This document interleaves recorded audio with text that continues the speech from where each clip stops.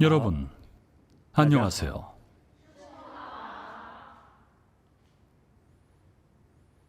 오늘도 함께 이야기를 나눠봅시다. 계속해서 어려운 주제, 운명에 관한 토론을 이어가겠습니다. 저 역시 한마디로 간략하게 운명을 정의하기는 어렵습니다. 오늘까지 이 주제로 진행하면서 많은 분들이 깨달음을 얻었을 거라 생각합니다. 운명은 스스로 개척할 수 있다는 것을 이제 다들 알 겁니다. 역사 속 인물의 일화는 기록이 남습니다. 황제의 일생은 더 그렇습니다. 황제의 중요한 일화나 중요한 사건들은 서기관들이 모두 빠짐없이 기록합니다. 하지만 일반 평민의 경우 한두 가지 일만 기록할 뿐 평생에 걸친 모든 중요한 경험들을 일일이 기록하는 경우는 극히 드뭅니다.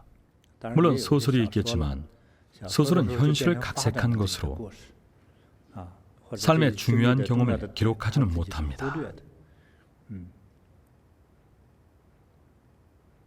이처럼 역사 속 일화를 접하다 보면 여러분도 비슷한 느낌을 받을 겁니다.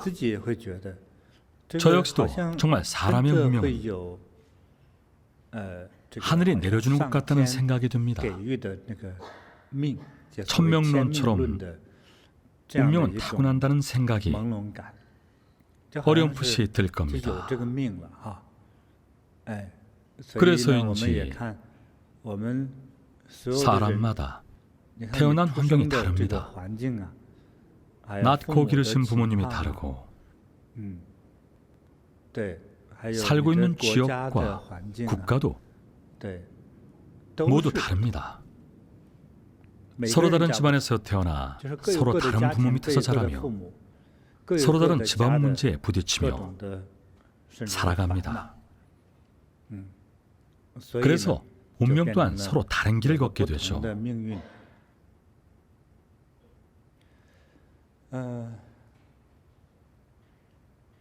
태어나서 지금까지 겪어온 환경, 그동안 겪은 모든 일들, 그리고 지금 우리가 처한 상황은 모두 우리의 운명이라 할 수 있습니다.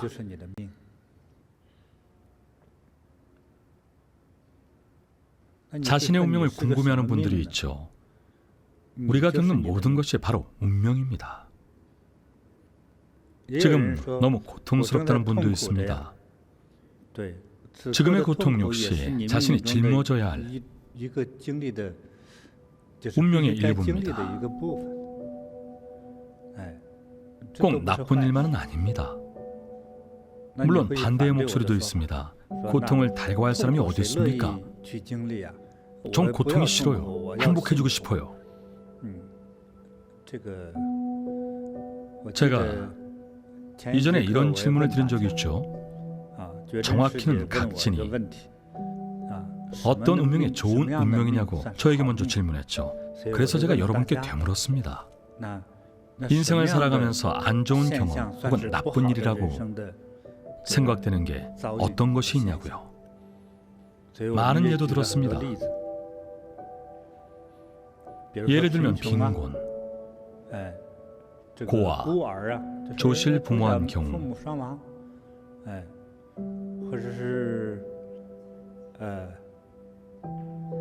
자식을 앞장세운 경우, 이혼, 아이를 가질 수 없는 외로운 팔자, 결혼 운이 없거나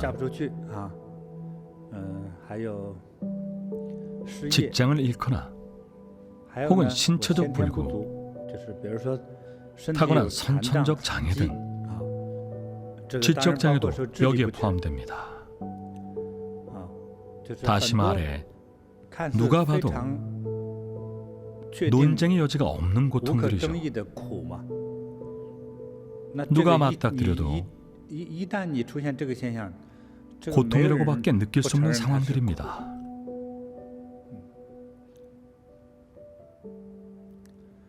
많은 분들이 이런 질문을 합니다. 문제에 부딪혔을 때 어떻게 어려움을 극복해야 하나요? 이런 답을 드립니다. 받아들이는 법을 배워라. 받아들인다는 것이 운명에 순응한다는 뜻일까요? 우선 눈앞의 현실을 받아들이라는 겁니다. 운명에 순응할 것인지 아닌지는 자신의 의지와 마음가짐에 달려 있습니다. 지금 가난으로 고통받는 사람이 앞으로도 계속 가난하기를 바라겠습니까? 당연히 벗어나려고 노력할 겁니다. 스승님께서 운명을 받아들이라고 하셨으니 내일 당장 굶어 죽을지라도 내 팔자라 생각하고 참아야지. 설마 이런 생각하는 분은 없겠죠. 운명에 순응하지 않았기에 결혼할 수 있었던 겁니다. 태어날 때 운명의 상대와 함께 태어나지는 않습니다. 한나라시에 태어나는 쌍둥이는 여러분의 형제 자매일 뿐이지 결혼 대상이 아닙니다. 외모가 볼품이 없어도 온갖 방법을 동원해서 자신의 다른 매력을 보여준 덕분에 결혼에 성공한 사람들도 있지 않습니까? 돈이 없으면 나가서 벌면 됩니다. 이것이 순응입니다. 자연스럽게 떠오르는 생각들이죠. 가난하기 때문에 먹고 살기 위해 노력하고 결혼하고 싶기 때문에 짝을 찾기 위해 노력하고 번듯한 직장을 가지고 싶기 때문에 죽기 살기로 공부합니다. 사람은 부족한 점이 있기 때문에 그 부족한 점을 채우기 위해서 행동하고 노력하는 겁니다. 운명에 순응한다는 것은 우선 눈앞의 현실을 있는 그대로 받아들이는 겁니다. 어려움에 부딪혔을 때 그 현실을 받아들이고 헤쳐나갈 방법을 모색해서 나아가는 것. 그것이 운명에 순응하는 것이자 운명을 개척해 나가는 길입니다.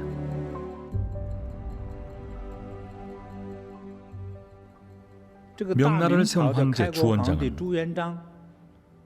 수많은 역경을 이겨낸 대표적인 인물입니다. 지난 수업 시간에 말씀드렸듯이 그는 가난한 집안에서 태어났습니다. 부모님은 땅 한 평 없이 그저 마을 지주 밑에서 날품을 팔아 연명하는 소장농이었습니다. 땅이 없어 다른 분홍들 밑에서 품삯을 받으며 일했습니다. 부모님이 돌아가신 후 부모님 시신을 묻을 땅조차 없었다고 하니 얼마나 가난했는지 짐작이 가십니까? 주원장은 이 모든 것을 겪어냈습니다. 갈 곳 없는 고아가 된 주원장은 결국 절에 들어가 스님이 되었습니다. 신앙심이 깊어서 출가한 것이 아니라 굶어 죽지 않기 위해서였습니다. 당시 겨우 10대 고아였으니까요. 훗날 주원장이 장군이 된 후에 사람을 너무 많이 죽였다고 비난하는 사람들도 있습니다. 살아남기 위해 매일 목숨을 걸고 최선을 다했을 뿐입니다. 어린 시절엔 굶어 죽거나 병들어 죽었습니다.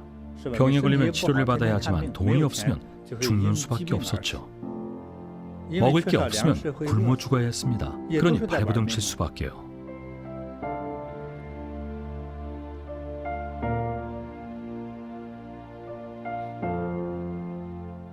병사가 된 후에는 더 심했습니다. 군대를 다녀온 분들은 아시겠지만 요즘처럼 평화로운 시기에 군인들이 하는 훈련은 대부분 전쟁을 대비한 모의 훈련이라 실제 전쟁을 겪는 것과는 다릅니다. 실제 전쟁은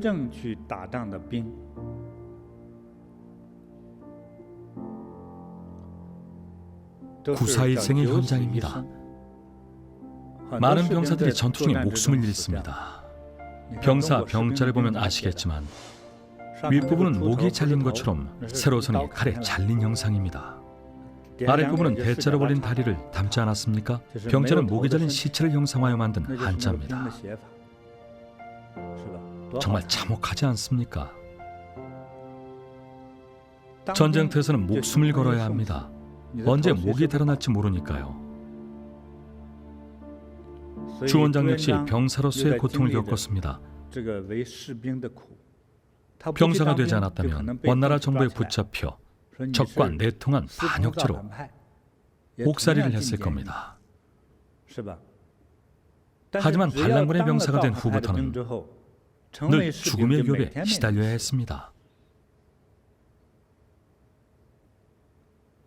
훗날 황제가 되기 전까지 매일매일 언제 목이 달아날지 모르는 두려움 속에 살아야 했습니다.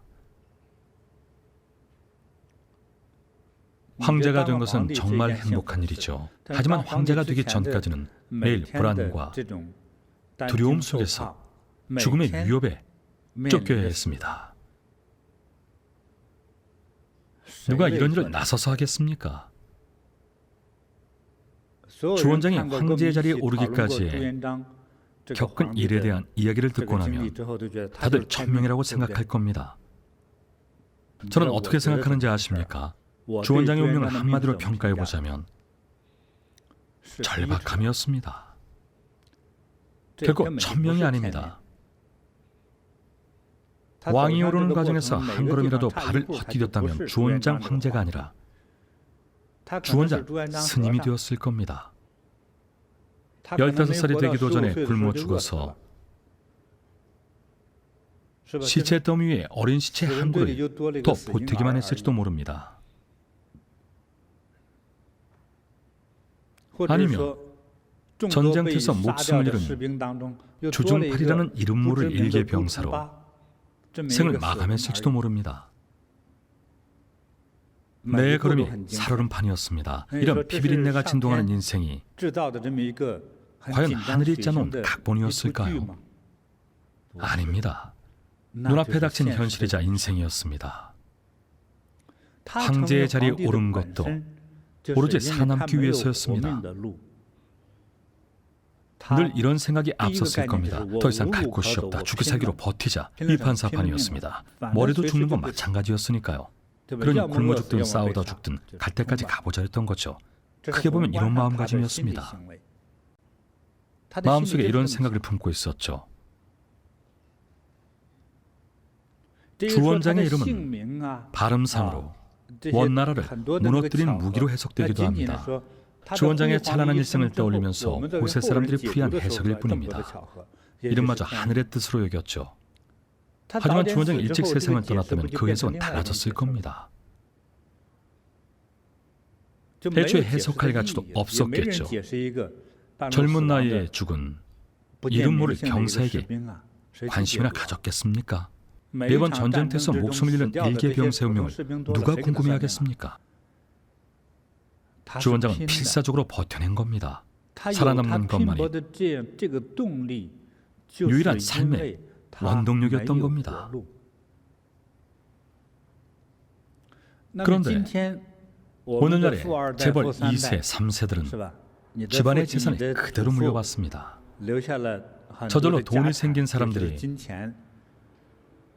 과연 주 원장처럼 필사적일 수 있을까요? 주 원장이 필사적이었던 이유는 살기 위해서였습니다. 처음부터 황제가 될 생각은 없었습니다. 마치 전설 같은 주 원장의 유년 시절 일화는 조금 과장된 면이 있습니다. 그저 모험심이 조금 더 강했을 뿐이죠. 저는 어린이들을 보면 항상 꿈이 뭐냐고 묻습니다. 제가 중국 광동에 있을 때 일입니다. 1990년대였을 겁니다. 3살에서 6살 사이로 보이는 유치원 다니는 어린이한테 물었습니다. 꼬마 친구는 나중에 커서 뭐 하고 싶어요? 저는 됐다 큰 부자가 되고 싶어요. 부자가 되고 싶군요. 저는 리자청이 되고 싶어요.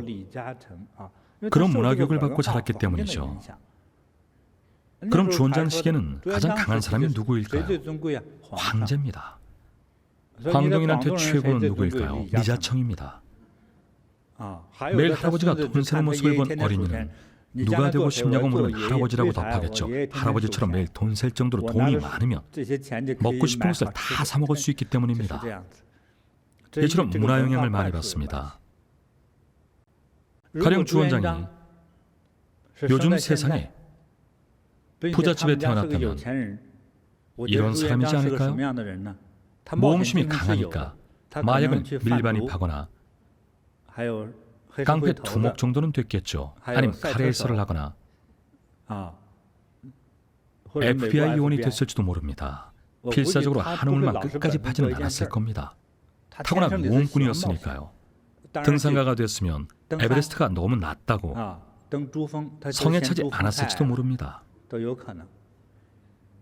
어쨌든 넘치는 에너지를 발산하기 위해 상식밖의 길을 찾아 했을 겁니다. 사실 많은 등산 전문가들은 체력이 좋기보다는 모험심이 강합니다. 이게 진짜 이유죠. 전체적인 틀 안에서 살펴보면 세상은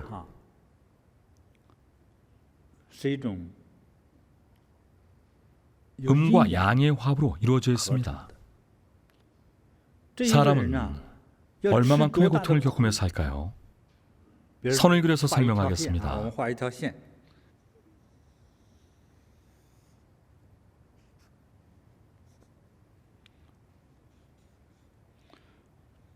가운데 있는 이 점은 0입니다.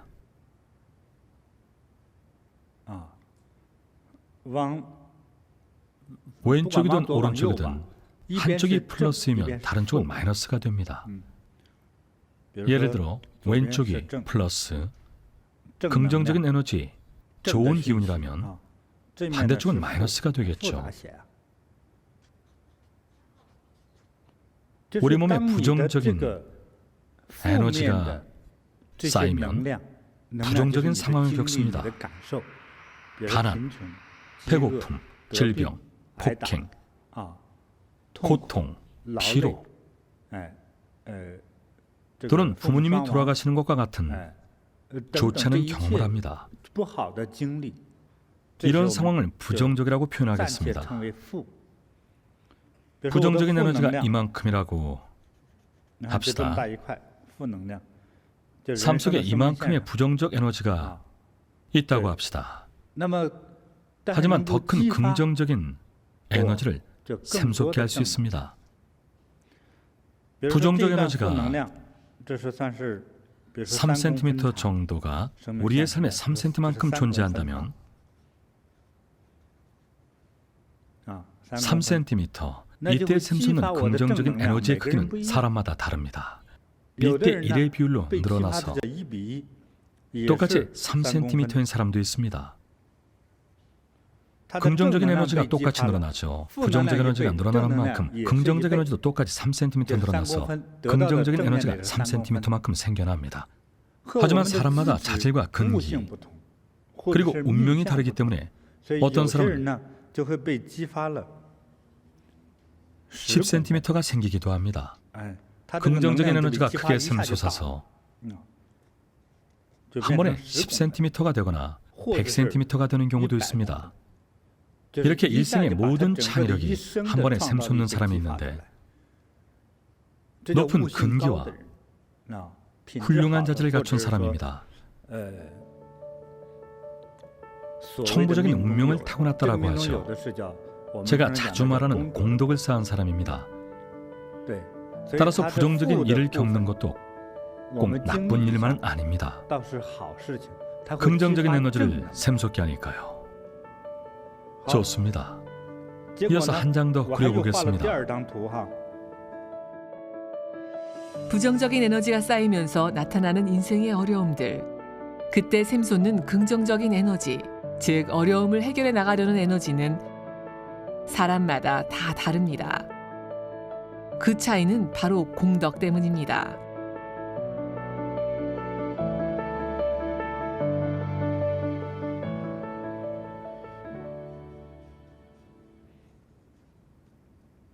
다음 그림입니다. 왼쪽을 플러스로 정합시다. 그러면 비교하기 더 편하겠죠? 제 기준으로 오른쪽은 마이너스가 됩니다.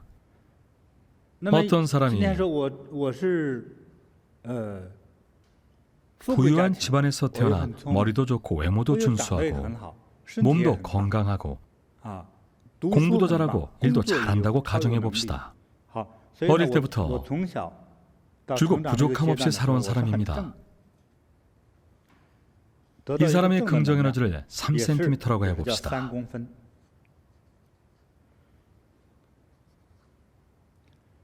3cm 정도의 긍정 에너지를 가지고 있죠. 이 사람은 긍기도 매우 뛰어나서 반대쪽의 부정적 에너지를 10cm나 샘솟게 할 수도 있습니다.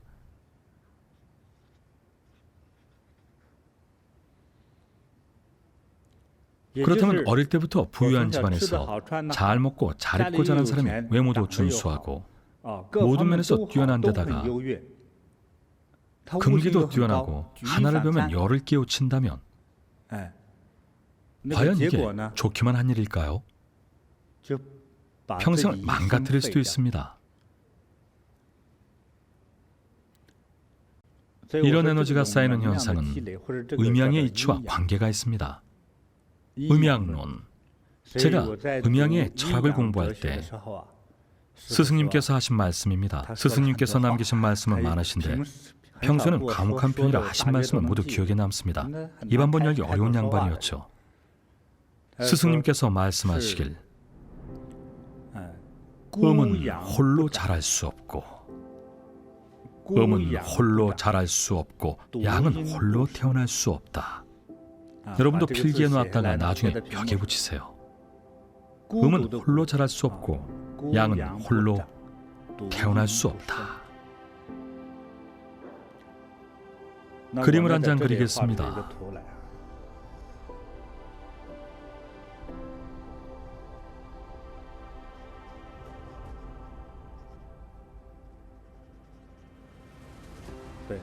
이 그림의 제목은 음양도입니다. 음양도에 담긴 의미를 살펴보면 첫째, 물질을 이루는 원소가 극도로 작아지거나 커질 때 긍정에너지와 부정에너지, 양의 전자와 음의 전자가 함께 어우러집니다. 우주공간 안에서 특히 우리가 살고 있는 지구의 모든 에너지 구조를 살펴보면 긍정적 에너지와 부정적 에너지가 함께 어우러져 있습니다. 아이가 생기는 원리는 더 명확하죠. 남자와 여자의 세포가 결합해서 새로운 생명체가 탄생합니다. 개, 돼지 등 동물도 마찬가지입니다. 이처럼 모든 세포의 에너지는 양전자와 음전자가 결합해 형성됩니다. 인간의 관찰 공주 내에 있는 이 두 가지 에너지가 결합해서 미세한 분자를 이루는 거죠. 이처럼 우리가 사는 지구에 존재하는 모든 물질과 에너지는 음양의 화합으로 이루어져 있습니다. 물질뿐만이 아닙니다. 세상 만사가 모두 마찬가지입니다. 앞서 말씀드렸던 행복, 즐거움, 돈, 권리, 외모와 같은 좋은 요소들은 긍정적 에너지라고 합니다. 모든 긍정적 에너지와 부정적 에너지는 늘 공존합니다. 이렇게 원의 형태로 표현하면 곧 음양의 화합을 나타냅니다. 이런 에너지가 서로 어우러진 모습을 그림으로 표현하는 것이 바로 음양도입니다. 하지만 음양은 끊임없이 변화를 거듭합니다. 예컨대 지난 3년간 고생했다고 해서 앞으로 3년은 반드시 행복한 건 아닙니다. 어쩌면 며칠만 행복을 누리다가 죽을 수도 있습니다. 반면에 3년간 고생했지만 앞으로 70년, 더 나아가 평생을 행복하게 살 수도 있습니다. 이런 비율은 사람이 아니라 하늘이 정하는 것입니다. 다만 확실한 것은 세상 만물은 음양의 화합으로 이루어진다는 점입니다. 꼭 기억하세요. 음은 홀로 자랄 수 없고 양은 홀로 태어날 수 없다. 그리고 또 한 가지가 있죠. 극에 달하면 반전한다.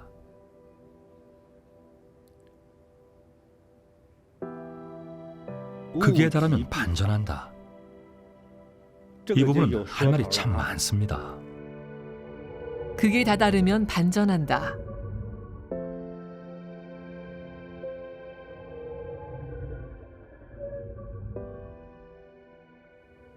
이런 이치는 어릴 때부터 저의 뇌리에 박혔습니다. 스승님께서 늘 일러주셨으니까요. 저는 팔계내공의 쌍냥장을 익히면 무림고수가 될 줄 알았지만 스승님께서는 그렇지 않다. 쌍냥은 곧 양을 잃는 것이니라. 그럼 저는 쌍장을 배우겠습니다. 음에만 치우치면 모든 것을 잃는다. 항상 균형의 이치를 명심하거라. 균형만 맞추다가 실력이 안 늘면 어떡해요? 3년 후에 어떻게 되는지 지켜보자. 균형을 유지한 덕분에 몸은 나날이 건강해졌고 에너지는 갈수록 강해졌습니다. 스승님은 세상의 만물은 음양의 균형을 근간으로 이루어지고 균형은 상쇄되지 않는다고 강조하셨습니다. 사람이 균형을 추구하는 것도 안정적인 발전을 위해서입니다. 세상 만물은 균형 속에서 발전을 이룰 때 가장 안전한 법입니다. 고대에 많은 위인들의 가르침도 할아버지가 손자에게 주는 가르침도 모두 이에 기반합니다. 가난도 마찬가지입니다. 아무리 가난해도 의지를 굽혀서는 안 됩니다. 더 구체적으로 말하면 남자는 가난해도 훔치지 말고 여자는 가난해도 매춘하지 말라고 했습니다.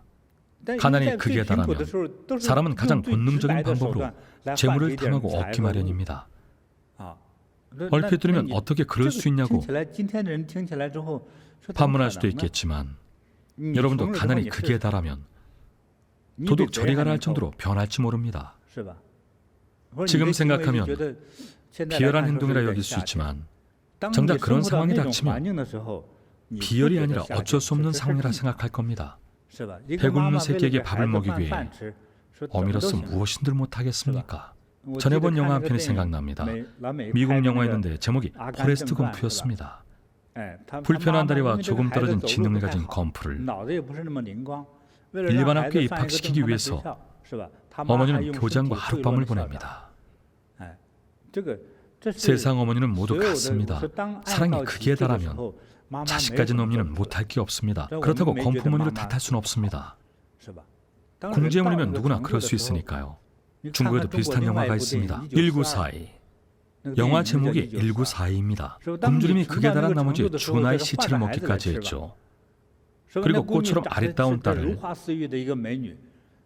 겨우 15, 16세에 불과한 아이에 한참 젊고 예쁠 때 중국 산둥 지역인지 어딘지 끌고 가 밥벌이를 시키기도 했습니다. 딸을 기생으로 데려간다는데도 아버지는 표정 하나 변하지 않고 오히려 구걸했습니다. 좋아요. 제발 부탁드립니다. 어서 데려가 주세요. 왜 그랬을까요? 당시 중국 허난 지역은 극심한 자연재해로 쌀 한 톨 찾아보기 어려웠습니다. 기아로 죽은 사람이 부지기수였습니다. 자신 목숨만 부지할 수 있다면 못할 게 없었습니다. 이처럼 굶주림이 극에 달하면 인간은 가장 먼저 인격, 존엄, 규범을 벗어던집니다. 그리고 규율도요. 목숨만 부지할 수 있어도 다행이니까요. 죽어도 안 해라는 말을 흔히들 하죠. 예컨대 10년 동안 채식을 한 친구가 죽어도 육식은 안 먹어라고 선포합니다. 굳이 죽일 필요 없이 3일만 굶겨보세요. 아마 냄비도 먹어치울 겁니다. 그렇지 않을까요?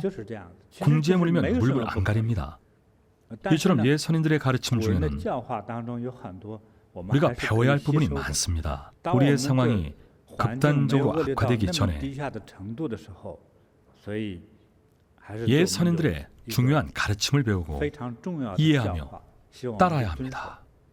특히 부귀에 대한 가르침은 더 그렇습니다. 각지는 생활이 비교적 넉넉하죠?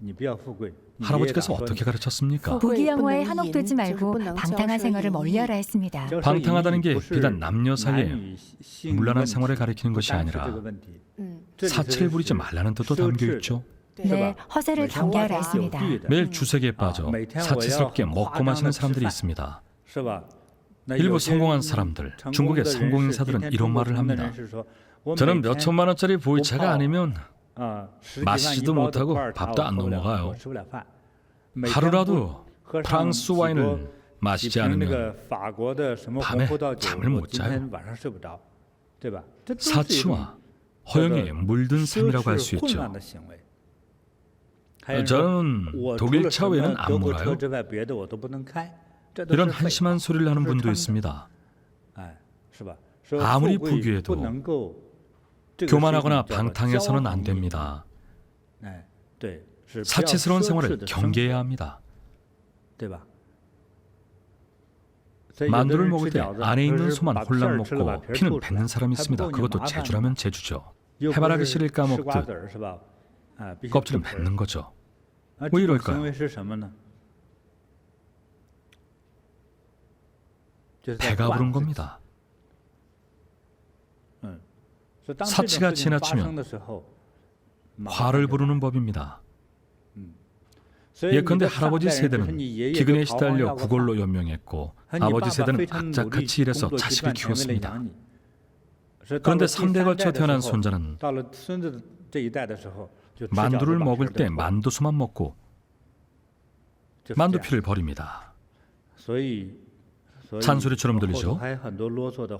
어른들이 자주 하는 말들입니다. 젊은 친구들, 앞으로 어떤 고난이 닥칠지 모르는 법입니다. 그래서 부자는 3대를 못 간다라는 말이 있는 겁니다. 경각심을 일깨우기 위한 말입니다. 고생해 본 적이 없으니 진정한 세상의 이치와 음양의 이치를 이해할 수도 없는 겁니다. 고생을 모르고 겪어보지도 않았으니 삶의 의욕도 없는 겁니다. 이런 사람이 절박함을 알겠습니까? 가난을 겪어보지 않은 사람이 창조의 가치를 알기나 하겠습니까? 음은 홀로 자랄 수 없고 양은 홀로 태어날 수 없다. 세상 만물은 모두 이러한 규칙으로 생겨나고 극에 달하면 반전하는 것이 모든 사물의 이치입니다.